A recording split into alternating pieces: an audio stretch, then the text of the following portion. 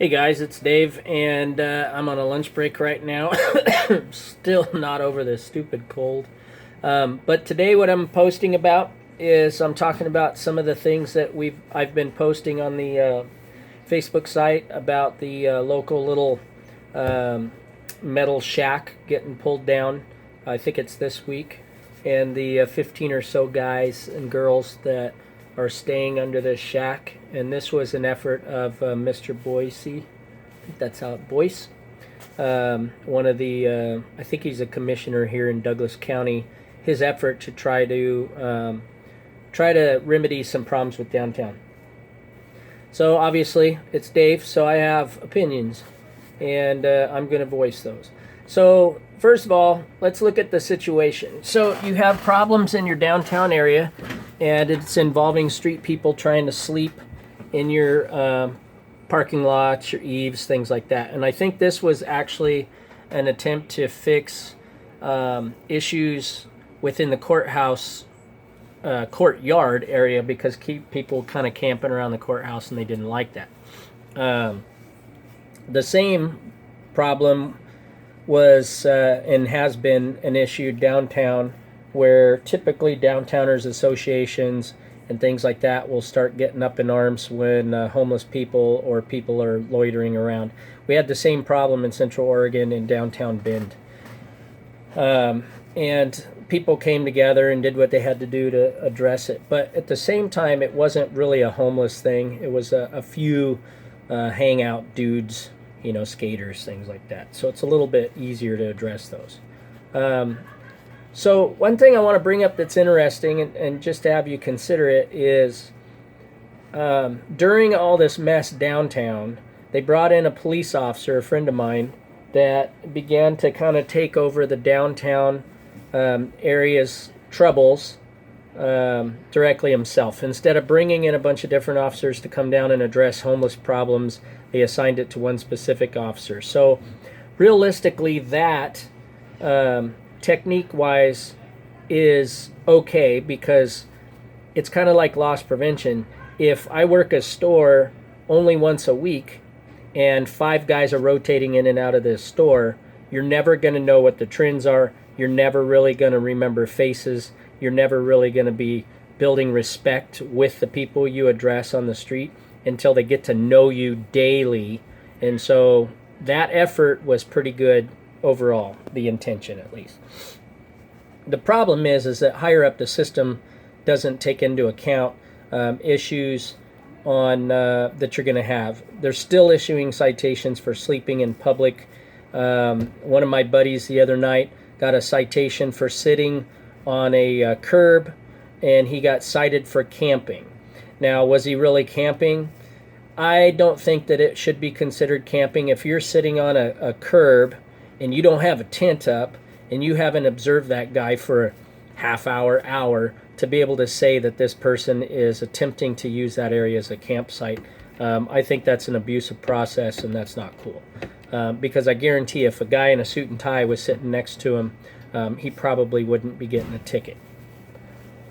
So that being said, you've got the shack thing that's put downtown, and you guys have seen the articles, and people are asking and talking to me about it. So the shack by the library currently is housed about maybe 10 to 15 people on a busy time. Some of their belongings have overflowed into outside of the area, but realistically, it's not a horrible eyesore. It's out of the way, things like that. The sharps containers are being used by the people that are addicted to drugs, so the needles are being put in places that aren't harmful to the public, like on our city streets and stuff. Do I condone making safe places to shoot up? I don't personally agree with that, but at the same time, this problem isn't going to go away, and it isn't going to go away the way we want it to, so we have to address it different ways, and so you have to be flexible if you want to do any of this stuff. The bathrooms being used. The problem I see with this program is that you can't just throw a shed in the corner and put a porta potty there and then just walk away. There has to be continued funding to kind of assist that in the upkeep of the area, and somebody has to be responsible for that.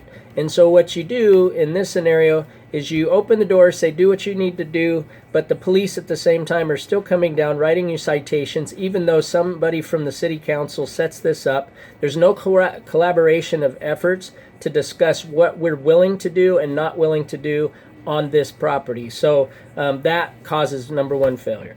Number two failure is, like I said, no one's being responsible for it. So who's checking in with these guys on a daily or weekly basis? Who's inspecting the property, making sure it's not abused and being trashed? If you're dumping any kind of cash or monetary, physical resources into a program, somebody has to account for that. And it's either the homeless guys, or it's going to be somebody like myself or a city commissioner or a police officer or somebody going down there verifying that this program is going to continue to work, because if you don't have the follow-up to make sure it's going to work, it's not going to work. And that's exactly what's happening. Third of all, kind of a quick Band-Aid was put up. The research wasn't done ahead of time to make sure that this property was at level of code that would allow this.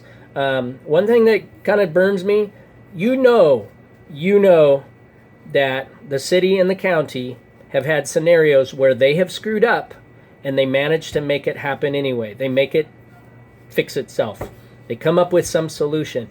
It angers me that we will take solutions and make things happen magically that we didn't do right the first time. We'll do that for street signs, we'll do that for buildings, we'll do that for road construction that we're working on, but we can't bend the rules or modify some law or something at city code level to make sure that we have a solution for this for a human being. That's stupid to me.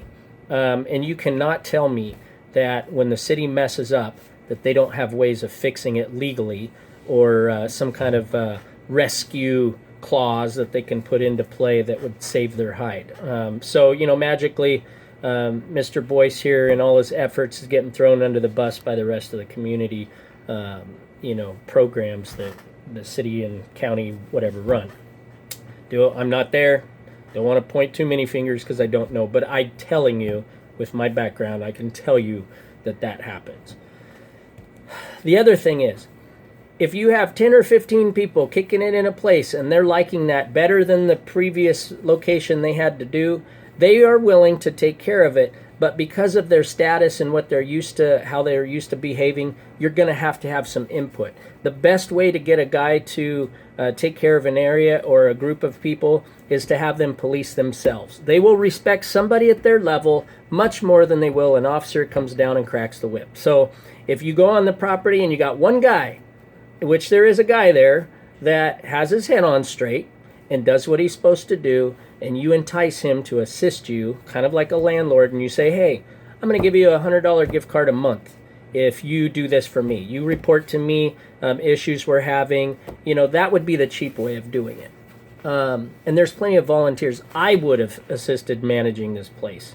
Of course, they don't know about me. But realistically, there are people out there that would be willing and passionate about that little location and keeping it up to par and making suggestions. The other advantage to this is you have a facility. You have 15 campers camped all over the town, in the parks, on your sidewalks, in your back of your alleys, and all this kind of stuff. 15, 20 different locations you're going to find syringes. 15, 20 different locations you're going to have stashed, broken down bicycles that they use for currency. You can try to manage all those 15 different locations that are going to change consistently because law enforcement and business owners will run them out of the area. So when they were there yesterday, they're not there tomorrow. And the day before that, they were at a different spot. So ask yourself, how are you going to police, maintain, and keep track of anything if it's consistently relocating? It's difficult. When I was doing private investigation work, one thing I learned, you don't give away your sources. If you are investigating somebody and you figure out the way he does this is this, you don't go in there and shut that down, because if you shut that down, there's going to be an alternative method of doing it and you're never going to discover the information for another 6 months. So you're almost better off to let the problem happen, but in a controlled manner so that you can maintain some kind of consistency and control of information. And that's exactly how this would be if you had a shed full of 15 people that are consistently using it, because they like it. And even if you do have problems, guess what? You go to one place and deal with it. You go to one place and talk to 15 people at one time. You go to one place and talk to 15 people about what solutions would work for them and in the community. You talk to 15 people where maybe 3 of them have warrants. It's the easiest thing to manage because it's in one controlled environment that even though it's not perfect, it's making a difference. And so I totally disagree with the fact that this thing is, they pulled the plug. Now basically what the county has done is they've kicked these guys out into the community and they're going to have the same exact problems. Was that property perfect? No, it wasn't.